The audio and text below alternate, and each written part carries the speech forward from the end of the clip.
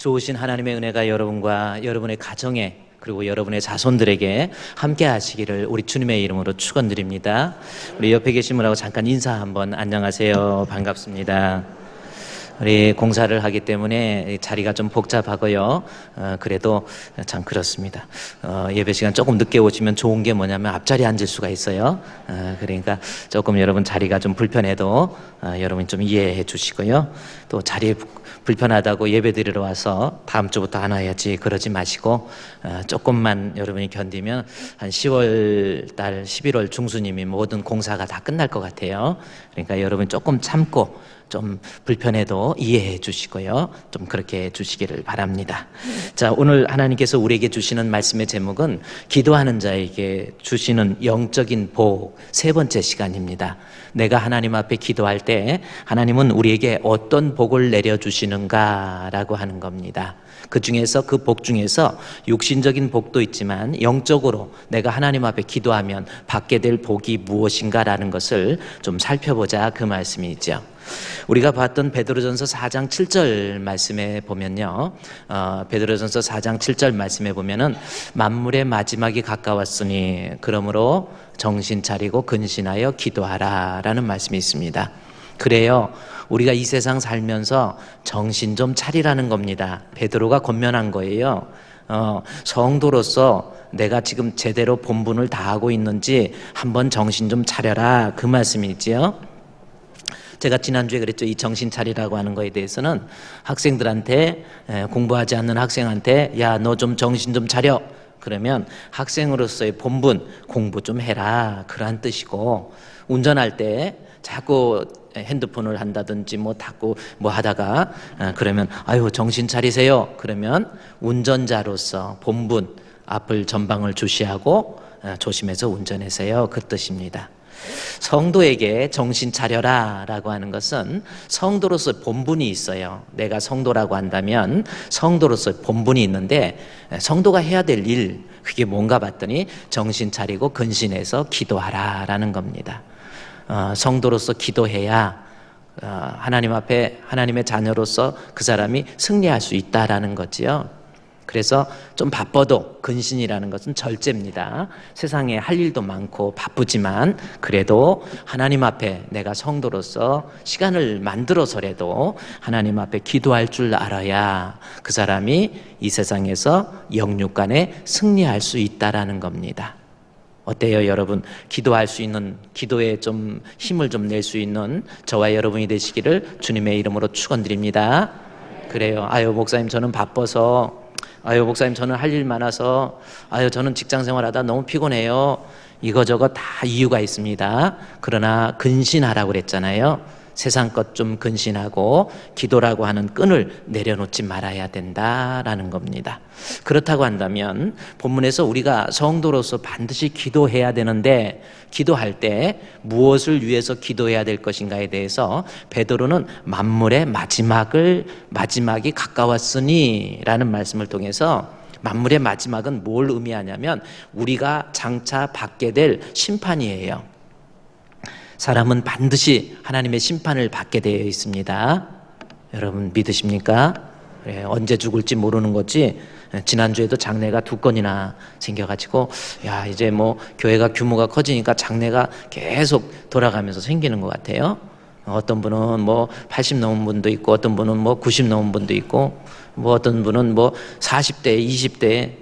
이번에 시리아 난민 같은 경우는 3살 때 그냥 난민 탈출하다가 물에 빠져서 그 아이가 이렇게 죽어있는 시신으로, 그래서 유럽 각국에 대단한 어떤 충격을 좀 줘서 난민들 받아들이겠다라는, 사람이 죽음이라는 게 그래요. 저도 여러분도 지금 아무리 건강하고 돈이 있고 실력이 있어도 저도요, 여러분도 한 번은 죽습니다. 죽었을 때 주님 앞에 심판대 앞에 갔을 때에 인정받는 사람, 그 사람이 복 있는 사람이에요. 뭐 아무리 돈 많고 권력 있고 명예 있어도 예수 안 믿고 죽으면 복이 없어요. 요한계시록 14장 7절 말씀에 지금 이후로 주 안에서 죽은 자들이 복이 있는 겁니다. 예수 믿다가 죽어야 복이 있는 거예요. 왜? 예수 믿다가 죽어야 그 사람이 복이 있는 거예요. 돈 우리나라에서 제일 많은 뭐 이건희 삼성 회장, 70도 안 돼서 약간 정신적으로 지금 그렇습니다. 돈이 아무리 많으면 뭐예요? 뭐 쓸래도 건강이 있어야 쓰지요. 왔다 가는 게 인생이고, 형님 이맹이 형님하고도 좀 싸우고 다투고 종종 그러잖아요. 거기는. 그러니까 우리가 앞으로 신앙생활하면서 하나님 앞에요 중요한 것이 하나 있다고 한다면, 여러분, 우리는요 돈도 좋고 명예도 좋고 다 좋지만 죽을 때 하나님 앞에 인정받는 사람, 그런 사람이 되어야 됩니다. 저와 여러분 그런 사람 되시기를 주의 이름으로 축원드립니다. 그 말씀이 오늘 베드로전서 4장 7절에 만물의 마지막이라는 뜻이 그 뜻입니다. 마지막 심판대 앞에 갔을 때 인정받는 사람이 되려면 기도하라 라는 거예요. 기도 안 하면 하나님 앞에 갔을 때 인정받는 사람이 되지 못한다라는 겁니다. 영적으로 내가 승리할 수 없다, 그 말씀이에요. 따라서 본문에서 베드로는 영적으로 하나님 앞에 가서 인정받는 사람이 되기 위해서, 만물의 마지막 영적으로 인정받기 위해서는 하나님 앞에 바쁘고 힘들고 피곤해도 하나님 앞에 좀 절제하면서, 내가 힘들어도 바빠도 할 일 많아도 하나님 앞에 기도해야지라는 마음 가지고 기도하는 사람, 그 사람이 영적으로 승리할 수 있는 그러한 복을 누릴 수 있다라는 거지요. 그렇다고 한다면 영적으로 내가 기도할 때 영적으로 받게 될 복이 무엇인가라는 거예요. 오늘이 세 번째 시간이잖아요. 영적으로 내가 기도할 때 받게 될 복이 세 가지가 있어요. 우리가 지금 공부한 겁니다. 제가 이제 좀 여러분이 헷갈릴 것 같아가지고 적어왔어요. 기도하는 자에게 주어지는 영적인 복 세 가지. 첫째 뭡니까? 죄를 이길 수 있는 사람이 됩니다. 영적으로 받게 될 복만 보면 첫 번째, 죄를 이길 수 있어요. 시편 4편 4절에서 너희는 떨며 범죄하지 말지어다. 죄 짓지 말라는 거죠. 그러면서 4편 1절에 내가 여호와께 부르짖으며 여호와께 간구하고 여호와께 기도하였더니 여호와께서 나의 부르짖음을 들으시고 응답하셨다라고 해서, 기도 안 하면 죄 짓게 돼 있어요. 죄, 하나님 앞에 영육간에 죄 짓게 돼 있다라는 거죠. 기도하는 사람은 죄로부터 이길 수 있습니다. 두 번째, 내가 하나님 앞에 기도하면 주어지는 영적인 복의 두 번째는 뭐라고 그랬습니까? 한번 보십시오. 시험을 이길 수가 있습니다. 마태복음 26장 41절 말씀이에요. 기도하면 내가 시험을 이긴다라는 거죠. 시험에 들지 않기 위해서 깨어있어 기도하라 그랬잖아요. 이 말씀은 여러분, 우리 가운데 있는 믿음 있잖아요. 이 믿음, 하나님이 주신 선물인데 이 믿음을 빼앗고자 하는 마귀의 유혹과 시험, 때로는 환난, 핍박, 어느 것 가지고 여러분을 무너뜨릴지 몰라요. 이러한 상황 속에서 내가 시험에 들지 않기 위해서는 기도해야 된다라는 겁니다. 기도 안 하면 시험 들어요. 따라합시다. 기도 안 하면 시험 든다. 예, 희한한 거 가지고 시험 든다니까요. 마지막 오늘 우리 세 번째 건데, 기도 안 하면 영적으로 주어지는 복이 무엇인지 세 번째 한번 읽어볼까요? 시작. 영적으로 성장하는 사람이 됩니다. 아멘. 자, 이제 기도하면 죄도 이기고 시험도 이기고, 이제 세 번째, 내가 기도하면 내 믿음이 막 성장을 해버려요. 어떤 사람의 믿음을 보면요, 1년 가고 2년 가고 3년 가고 10년 가고 20년 가도 믿음이 성장을 못하는 사람이 있어요. 아예 퇴보를 하는 사람도 있지만 믿음이 성장하지를 못해요. 자라나지를 못해요.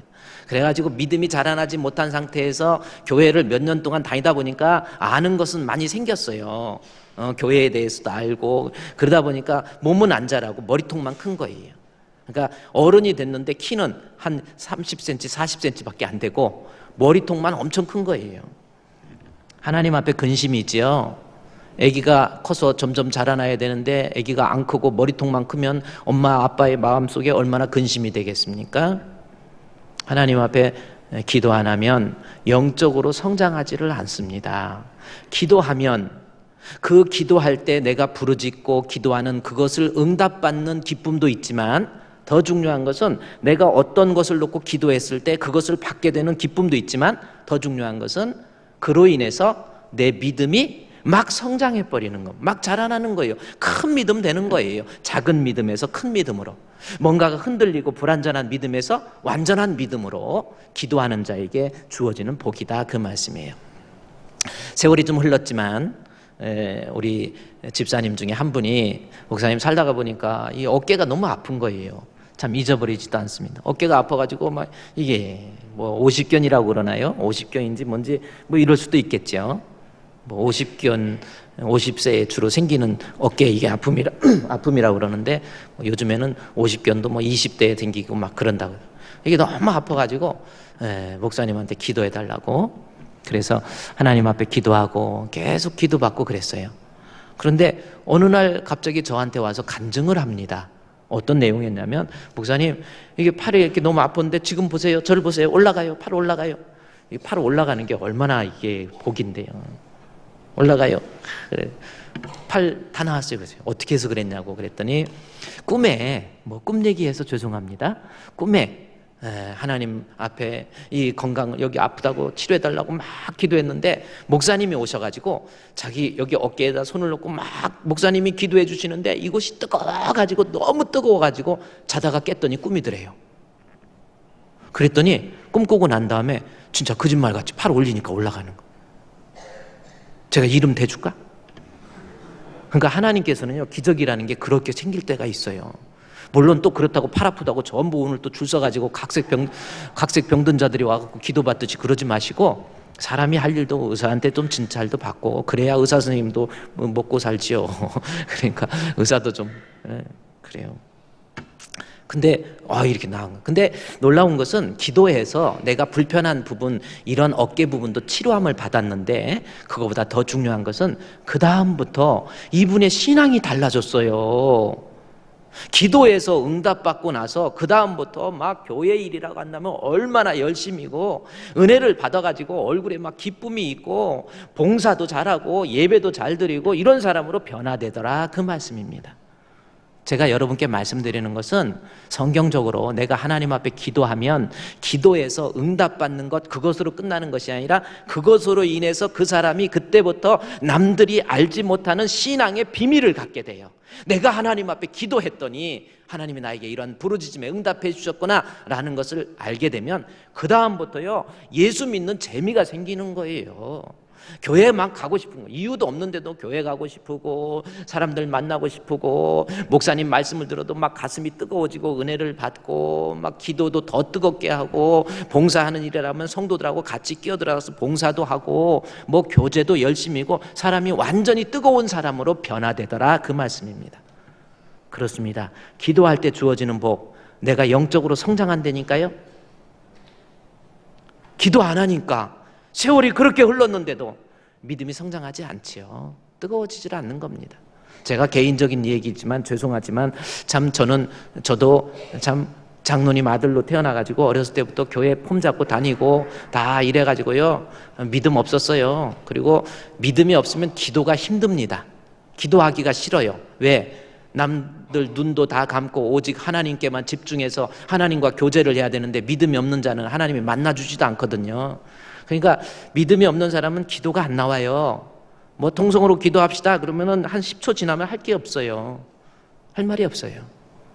근데 저도 뭐 믿음도 없어가지고 기도도 하기 싫고 그랬는데 병들어서 막 죽을 위기가 빠지니까 급하니까 할 수 없이 하나님 앞에 기도하게 되고 기도했더니 하나님께서 나의 작은 신음에도 응답해 주셔가지고 지금 하나님이 이렇게 살려주시고 난 다음에 몸이 안 좋아서 얼굴 시커하고 늘 피곤해가지고 견디지도 못하고 세상에 하나님 앞에 저는 그랬어요. 인간이 다 피곤한 줄 알았어. 다 피곤한. 아니 왜 하나님은 이렇게 좀 덜 피곤하게 만들었으면 참 좋겠는데 그래서 다 피곤하냐고. 내가 남이 안 돼봤으니까 모르잖아요. 한 10시, 11시에도 피곤하고 낮에 활동할 때 늘 피곤한 거예요. 몸이 안 좋으니까. 하도 피곤해서 내가 다른 사람한테 집사님도 이렇게 피곤하세요? 그랬더니 피곤하지요? 그러더라고. 그러니까 원래 피곤한 건가 보다.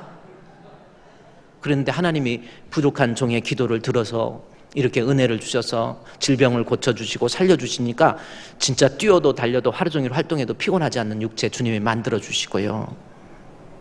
욥기서에 나온 것처럼 저가 여호와께 부르짖고 기도하며 그 청년보다 살이 부드럽고 젊음도 회복하였느니라. 욥기 33장 26절에 나와 있어요. 기도했더니 하나님이 응답해 주셔가지고 그의 살이 부드럽고 청년보다 부드럽고 젊음도 회복하느니라. 제 피부가 청년보다 부드러운가? 아닌가요? 청년보다 부드러워져. 좀 뭐 얼굴에 화장 안 해도 정말 하나님이 참 은혜를 주지. 그 은혜를 주시고 난 다음에 참 젊음도 회복시켜 주시고. 근데 제가 느끼는 건 뭐냐면 그 전에 목사가 되었어도 믿음이 없었는데 하나님께 기도하고 난 다음에 응답해 주시니까 하나님 두려운 마음도 생기고요. 아, 내가 하나님 앞에 정말 정직하게 목회해야지. 막 이런 마음도 생기고, 그리고 때로는 옛날에는 머리로 말씀을 이해하고 그랬는데 요즘에 물론 50이 넘으면서 남성 호르몬이 줄어들고 여성 호르몬이 많아져서 그런지 모르지만 자꾸 눈물도 나고 말씀 공부할 때 내 스스로 진짜 울은 적도 있어요. 눈물로 쓴 편지 아세요? 눈물로 쓴 편지는 잊을 수가 없어요 한 것처럼 정말 성경을 볼 때 때로는 은혜가 저한테 하나님께 기도하면 어떤 것을 이루어주는 그 기도하는 소원을 응답해 주시는 것도 중요하지만 그 다음부터요 내 마음속에 막 믿음이 영적으로 막 성장해요. 말씀 들을 때도 느낌이 틀리고요, 읽을 때도 느낌이 틀리고 막 찬송도 막 부르고 싶고 이게 그러는 거예요. 그래서 설교하다가도 저는 음악을 전공하지 않아가지고 이 목소리가 별로 좋지 않아도 막 어떤 때는 막 찬송하고 싶은 거예요. 이게 하나님 앞에 기도하면 믿음이 성장해가지고 막 찬송도 막 부르시고, 그게 바로 신앙의 성장이라는 겁니다. 기도할 때 주어지는 영적인 복. 세 번째, 내가 영적으로 성장합니다. 바꿔 얘기하면 기도 안 하면 영적으로 신앙 성장하지 않아요. 그렇다고 한다면 한번 성경적 근거를 한번 찾아보자 그 말씀이에요. 자, 사도행전 2장에 한번 보십시오. 사도행전 2장 1절부터 말씀해 봤더니, 자, 기도할 때 하나님께서 어떻게 그 사람의 믿음을 성장시켜 주시는지 한번 보자는 거거든요. 2장 1절에 오순절 날이 이미 이름에 그들이 다 같이 한 곳에 모였더니 라는 말씀이 있습니다. 오순절 날이 이미 이름에 그들이 다 같이 한 곳에 모여 있어요. 한 곳에 모여 있습니다. 자, 여기에서 그들이 누구인가 라는 겁니다. 그들이 지금 오순절 날에 이미 이르렀으니까 그곳에 한 곳에 모여 있어요. 그들이 누구인가 했더니 예수님께서요 우리를 위해서 십자가에 못 박혀 죽으셨어요. 그리고 죽으셨을 뿐만 아니라 부활하셔서 3일 만에 부활하셔서 예수님께서 승천하시기 전에, 부활하시고 승천하시기 전에 약 며칠간 이 세상에 계셨는지 아세요? 한 40일 동안 이 세상에 예수님이 부활하시고 난 다음에 40일 동안 제자들을 만나면서 하나님의 나라에 대해서, 부활에 대해서, 예수님에 대해서, 천국에 대해서 막 가르치시는 거예요. 가르치시고 40일 되고 난 다음에 예수님께서 이제 승천하시기 전에 제자들을 불러 모아놓고 예수님께서 말씀하십니다. 예루살렘, 너희들 예루살렘 떠나지 말고 내게서 들은 바 아버지께서 약속하신 것 기다리라, 그 말씀을 합니다. 자, 그 말씀이 어디에 있느냐면요, 우리 가까우니까 사도행전 1장에 한번 보십시오.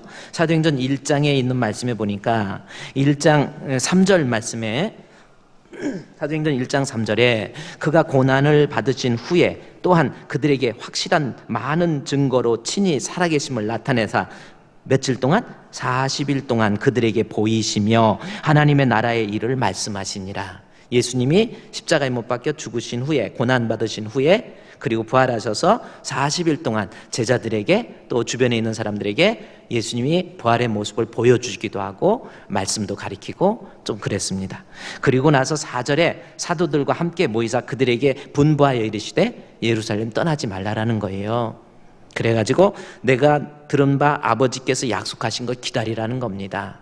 그리고 그 말씀을 하시고 9절 말씀에 보면은 이 말씀을 마치시고 그들이 보는 가운데서 올려져 가시니 구름이 그를 가리어 보이지 않게 하더라. 예수님의 승천입니다. 예수님의 승천.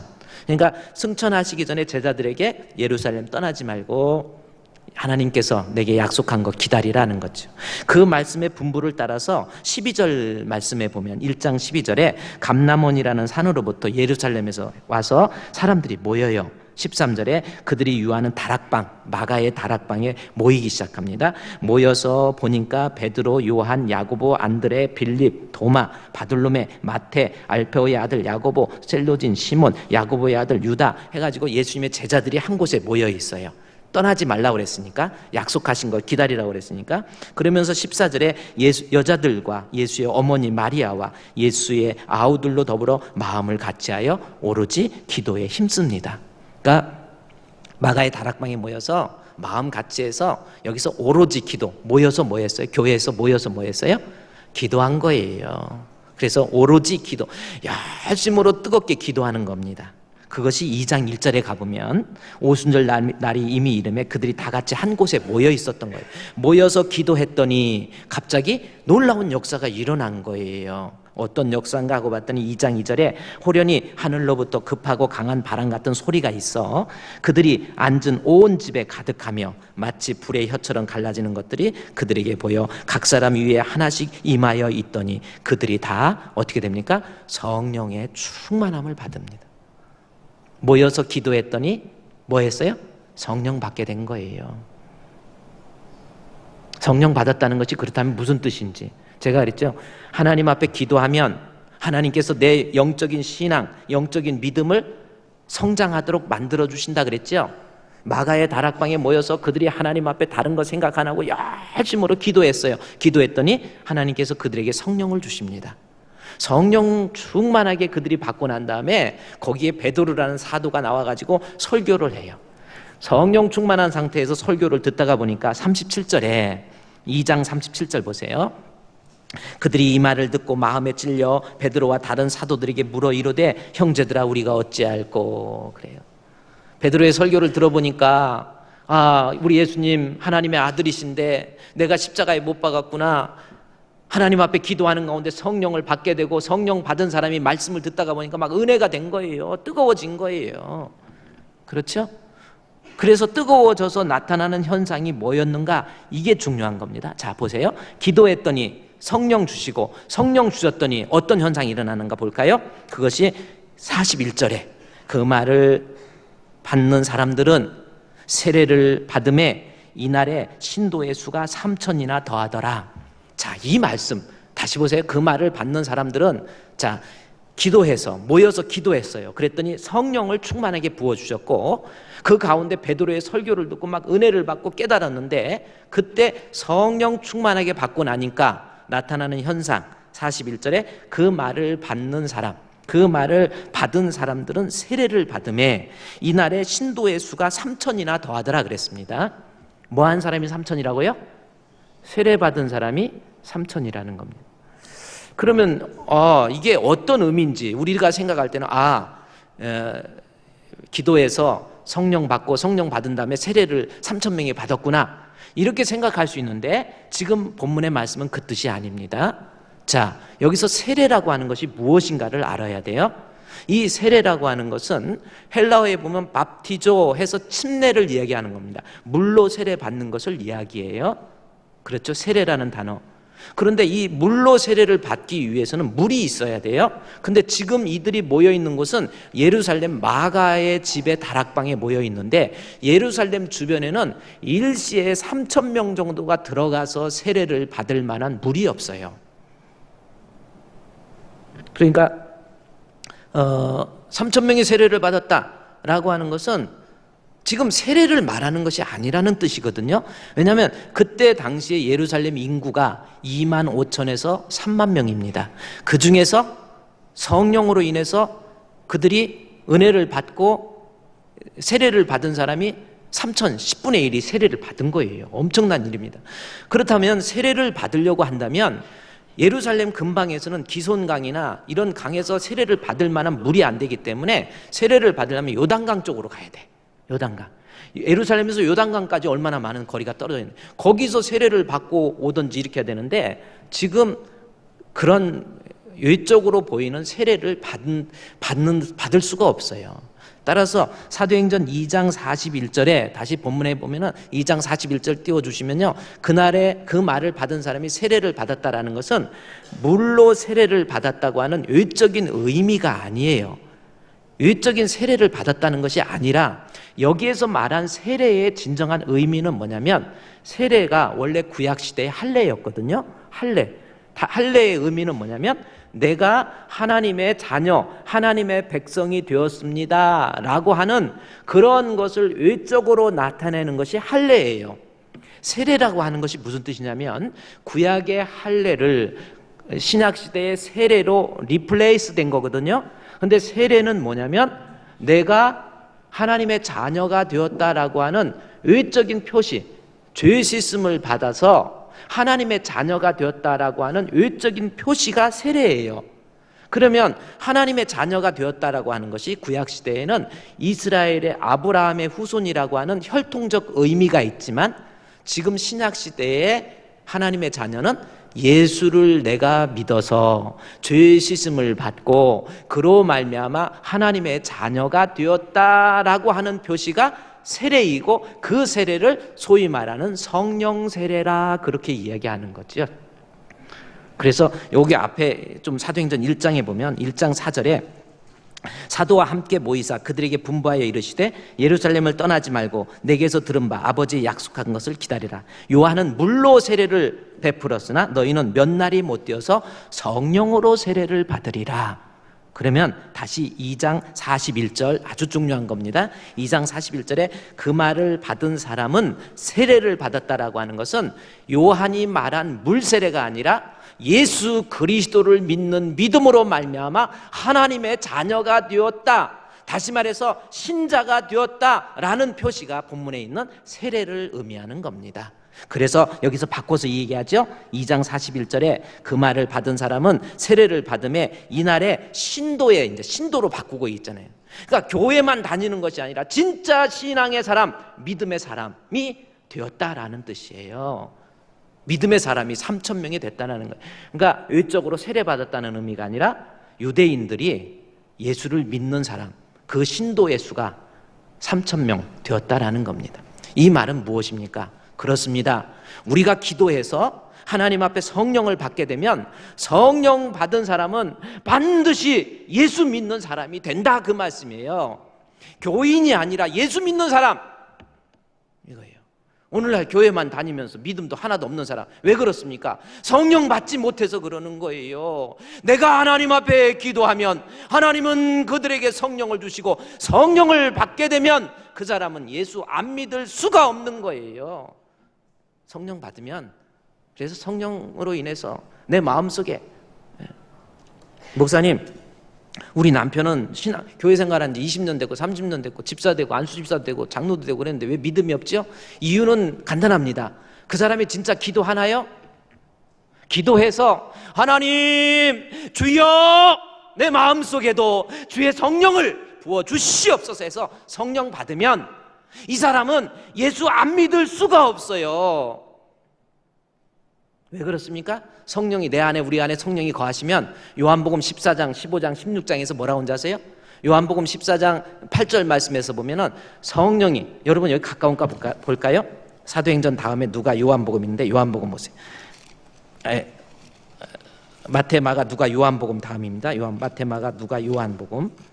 요한복음 16장에 한번 볼까요?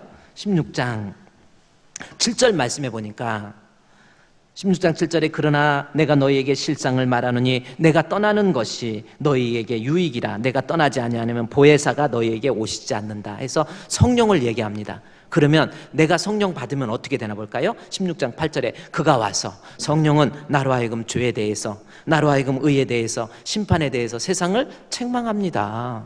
의에 대해서, 죄에 대해서, 심판에. 내 안에 성령이 임하면요 내가 죄질 수가 없어요. 죄질라고 그러면 하나님이 성령을 통해서 성령이 너 그렇게 해서 되겠니? 해가지고 책망이 뭐냐면 엘레게인, 말로 계속 교훈하는 거예요. 너 그렇게 신앙생활해서 되겠어? 너 그렇게 방탕해서 되겠어? 너 그렇게 혈기 부려서 되겠어? 너 그렇게 하나님 앞에 의에 대해서 생각하지 못하고 심판에 대해서 생각하지 못하고 네가 인생을 그렇게 살면 되겠니? 하고 성령은, 우리 가운데 거하신 성령은 나로 하여금 죄짓지 못하게 하고 의의 길로, 평강의 길로, 축복의 길로 갈 수 있도록 만들어줘서 결국 13절에 그러나 진리의 성령이 오시면 그가 너희를 모든 진리, 알레데이아, 예수께로 나를 인도합니다. 그래서 예수 믿을 수 있는 사람이 되도록 만든다니까요. 기도 안 하니까 성령 못 받으니까 장로가 되어서도 믿음이 없어요. 성령이 그를 다스리지 못하는데요. 성령은요, 죄에 대해 또 앞에 보면 요한복음 14장 26절 말씀에 보면은 보혜사 곧 아버지께로 내 이름으로 보내실 성령, 그가 너희에게 모든 것을 가르치고 그래요. 하나님의 뜻이 무엇인지, 하나님이 원하시는 것이 무엇인지, 하나님이 기뻐하시는 것이 무엇인지 성령이 임하면 나로 하여금 죄짓지 못하도록 계속해서 가르친단 말이에요. 우리 남편 왜 안 변해요? 아내도 마찬가지. 왜 안 변했는지. 어떤 우리 교회 장로님들은 다 훌륭하시지만 또 어떤 분은 왜 이렇게 장로를 까? 또 그러는데 까는 게 아니고 참 그렇습니다. 어떤 분은 시간이 가가지고 교회에서는 막 거룩한 것 같아. 막 장로님 돼가지고 사는 사람들이 이렇게 한번 장로님 하니까 그래요 할렐루야 아유 안녕하십니까 하는데 목사님 우리 교회 말고 다른 교회 목사님 우리 남편은 집에만 오면은요 짐승으로 변해요. 성질이 옛날 살아가지고 툭하면 막 아내한테 막 혈기 부리고 막 욕설도 하고 막 별 사람이 변해버리는 거예요. 그 왜 그런 줄 아세요? 성령 못 받아서 그래요. 믿음 없이도 다 장로도 될 수 있어요. 지금요 내가 하나님 앞에 성령이 내 안에 오시면 기도 안 하니까 그런다니까요. 성령 받으면요 그냥 사람이 변해요. 성격도 좀 변하고 왜 이렇게 욕심대로만 막 살고 돈 요만한 돈 갖고 쫓겨야 가지고 이러고 아내가 여보 나 이거 좀 뭐 좀 돈 좀 줘 그러면 그거 어디다 썼냐 그 계산기 갖고 와봐라 뭐 또 이렇게 해가지고 얼마냐 아이고 그게 왜 그런가 성령 못 받아서 그래. 아내 늘 남편은 아내가 돈 달라고 그러면 그저 어디서든지 갖다 주고 돈 오고 물건 오고 바꾸는 재미로 살게 그냥 막 주는 거예요. 성령 못 받아갖고 은근히 사람 괴롭힙니다. 제가 청년들한테 종종 그러잖아요. 여러분 결혼할 때 믿음도 중요해. 믿음 봐야 돼요. 그런데 더 중요한 건 성격 봐야 돼요. 성격이 안 좋으면요 그 사람 결혼하면 두고두고 고생합니다. 그 성격 어떻게 못 고쳐요. 옛날에는 다또 힘들어하길래 권사님 집사님 60 넘으면요 그 사람들 힘 빠지니까 좀 성질 안 부릴 거예요 그랬더니 그러냐고 해갖고 60 넘을 때까지 기도했는데 지금 67세인데도 화낸대. 센 사람이 있긴 있어. 그거 67세고 뭐고 간에 성령 못 받아서 그래.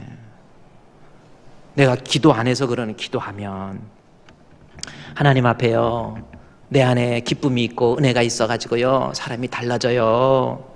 예수님 내 안에 들어오면요 달라진단 말이에요. 주 예수 내 마음에 들어와 계신 후 변하여 새 사람 되고 그 다음에 막 내 마음에 막 물민도 기쁨도 있고 성령 받았는지 안 받았는지 이렇게 착 보면 압니다. 지금 인상 필려고 늦었어 이미. 딱 보면 알아요. 여러분 성령 못 받아갖고 폰만 잡고 다니지 마시고 그 속에 허사와 게을만 가득하지 마시고 내가 하나님 앞에 기도할 때에 유대인 보십시오. 지금 유대인들이 세례를 받는 즉 예수를 구주로 고백한 사람이 3,000명이 된 거예요. 그러면 그때 유대인은 어떤 사람인지 아십니까? 한 달 전에 예수님 십자가에 못 박아 죽인 사람들이에요.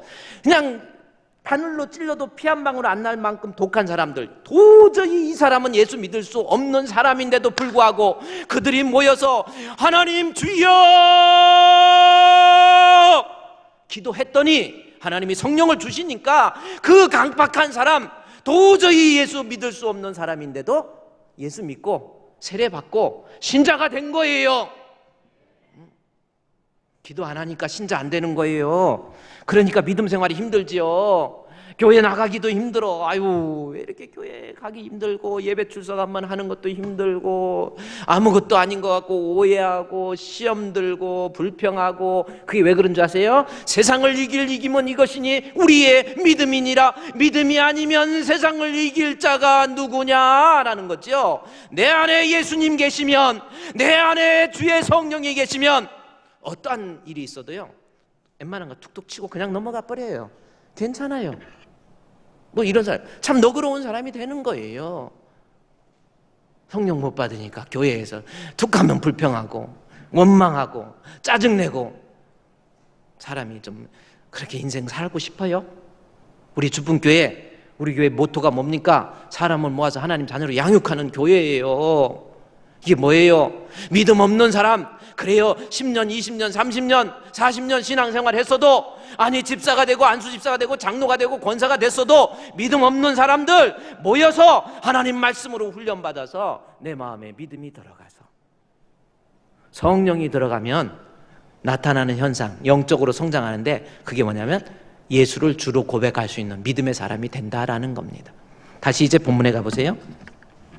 자, 사도행전 2장 41절 말씀. 그날에 그 말을 받는 사람들은 세례를 받았다. 여기서 세례는 외적인 세례를 말하는 것이 아니고 그 다음에 나와 있는 이날의 신도의 수, 즉 유대인인데 예수 믿는 사람으로 변화됐다라는 거죠. 예수가 내 안에 들어오면, 성령을 내가 받게 되면 내가 예수님을 나의 구주로, 아무리 안 믿을 것 같아도, 우리 남편 목사님 마음이 보통 강박한 게 아니에요. 이 사람이요 절대 예수 안 믿어요, 아니라니까요. 유대인 같은 사람도 기도하다가 성령 받으면 성령이 가만 안 놔둡니다. 죄에 대해서, 의에 대해서, 심판에 대해서 책망하고 알려주고 결국 나를 진리 안으로 우리 예수께로 딱 갖다 놔서 예수님을 주로 고백할 수 있도록 만들어줘요. 믿음의 사람이 된다라는 겁니다.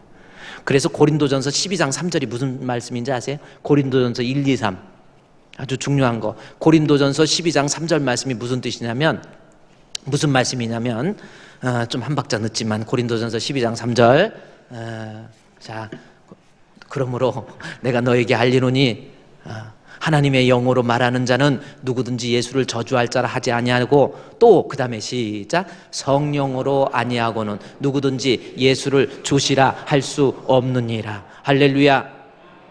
내가 성령 받으면 예수님 주라고 고백하는 사람, 믿음의 사람이 된다니까요. 그런데 성령은 어떤 사람에게 주셨어요? 그들이 한 곳에 모여서 같이 마음을 같이 해가지고 하나님 앞에 자기의 영적인 것을 놓고 하나님 앞에 뜨겁게 손을 들고 주여 기도했더니 하나님이 그들에게 성령을 주시고, 성령 주시니까 도저히 믿을 수 없는 예수를 나의 구주로 고백해서 주여 주님 사랑합니다, 이제는 주님 뜻대로 살겠습니다, 이제는 주님 말씀대로 살겠습니다, 예수 믿는 사람이 된 거예요. 성령 아니면요 하나님 아버지라고도 못해. 그게 어디냐면 로마서 8장에 한번 볼까요? 우리 한번 봅시다. 사도행전 다음에 로마서가 있으니까 로마서 8장. 이게 하나님 아버지라고 고백하는 것이 쉬운 게 아니에요. 로마서 8장 15절. 너희는 다시, 8장 15절 16절입니다. 너희는 다시 무서워하는 종의 영을 받지 아니하고 양자의 영을 받았으므로 우리가 아빠 아버지라고 부르짖느니라. 뭘 받았으므로? 여기 양자의 영은 성령입니다. 성령 받으면 하나님을 아빠라고 불러요. 여러분, 하나님 아버지, 이거 쉬운 말 아닙니다.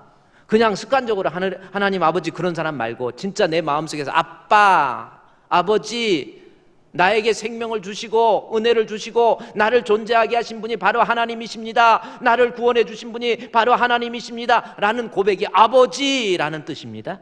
근데 그 고백이 성령 아니면, 그래서 16절 말씀에 보세요. 성령이, 16절 시작, 성령이 친히 우리의 영과 더불어 우리가 하나님의 자녀인 것을 막 증언하는 거예요.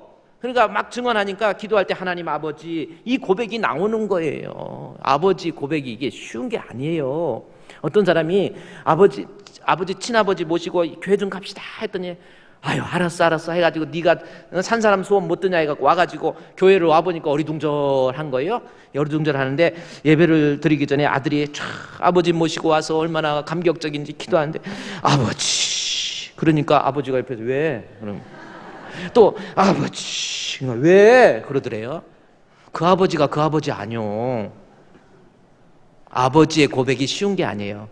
그런 하나님 아버지, 또 예수를 주여 라고 고백하는 것. 누구든지 그리스도의 영이 없으면 예수를 주라 고백 못한다니까요. 그것이 로마서 8장에 보니까 9절 말씀에, 8장 9절에 만일 너희 속에 하나님의 영이 거하시면 너희가 육신에 있지 아니하고 영에 있나니, 누구든지 그리스도의 영이 없으면 그리스도의 사람이 아니잖아요. 절대 예수 못 믿습니다. 과학적으로 상식적으로 자꾸 따지게 돼 있고요. 아이고 내가 배웠는데 뭐 실력인 아이고 성경 그런 걸 어떻게 믿어? 그거 왜 그런 줄 아세요? 성령 못 받아서 그래요. 하나님이 여러분 배운 것만큼 실력이 없으신 분이 아니에요. 내 안에 성령이 임하면, 내 안에 그리스도의 영이 임하면 그가 나로 하여금 주의 말씀을 생각나게 하고 가르치고 책망해서 죄에 대해서, 의에 대해서, 심판에 대해서 책망하시고 결국 나를 예수께로 인도해서 예수님한테 주여 주여 주여 라는 고백을 할 수 있는 사람으로 만들어 주십니다. 오늘 주어진, 기도할 때 주어지는 복이 뭡니까? 내가 영적으로 성장해요. 그렇죠? 영적으로 성장하는 것 중에 제일 먼저 중요한 것, 교회를 10년 20년 다녀도 믿음 없는 사람들, 이런 사람도 하나님 앞에 시간을 내어서 기도하세요. 모처럼 교회 나와서 기도하세요. 심야기도 와서도 좀 말씀 듣고 기도하세요. 뭐 다른 거 이런 거 저런 거 핑계 대지 마요. 그냥 나와서 좀 기도 좀 하시고 하나님 앞에 기도하면 하나님이 그 마음에 성령을 주시고, 유대인같이 강박한 사람이라 할지라도 도저히 이 사람 믿음 없을 것 같아도 성령 받으면 우리 예수를 주로 고백해서 영적으로 뜨겁게 성장하는 그러한 사람이 됩니다. 기도함으로 믿음의 사람이 되시기를 주의 이름으로 축원드립니다. 하나님 감사합니다. 우리 주품교회 성도들 아무리 세상에 할 일 많고 바쁘고 피곤하지만 정신 차리고 근신해서 하나님 앞에 기도함으로 영적으로 믿음이 없는 사람이 아닌 믿음의 사람이 될 수 있도록 도와주시옵소서. 믿음 가지고 하나님 앞에 예배하고 믿음 가지고 하나님 앞에 기도하며 믿음 가지고 하나님을 섬길 수 있는 사람, 믿음으로 말미암아 변화된 성품, 아름다운 모습이 되어질 수 있도록 도와주시옵소서. 예수님의 이름으로 기도드리옵나이다. 아멘.